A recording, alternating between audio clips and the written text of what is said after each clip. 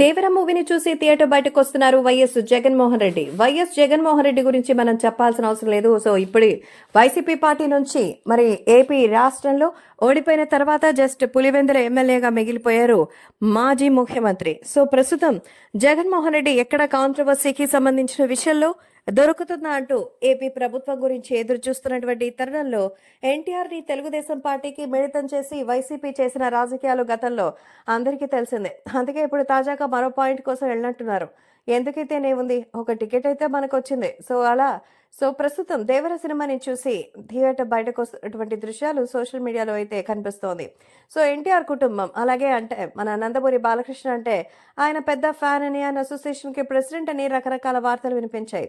మొత్తానికి దేవర సినిమానైనే ఆయన థియేటర్లో చూసి ఎంతో చక్కగా థియేటర్ బయటకు వస్తూ ఎంతో బాగుందంటూ ఆయన చెప్తున్నారు.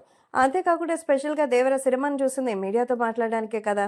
సో మీడియాతో మాట్లాడుతూ దేవర సినిమా చాలా బాగుందని, ఎన్టీఆర్ మరి ఖచ్చితంగా విజయం సాధిస్తారనేది అందరికీ తెలుసు. పాన్ ఇండియా రేంజ్లో అయితే ఈ సినిమా రిలీజ్ అయింది.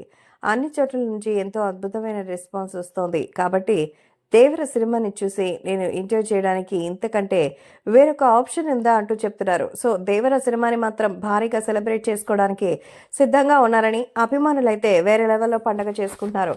సో ఎన్టీఆర్కి ఉన్నటువంటి టాలెంట్ గురించి తెలుగుదేశం పార్టీ నందమూరి కుటుంబమే స్వయంగా గుర్తించలేదని, కానీ వైసీపీ ఎప్పుడు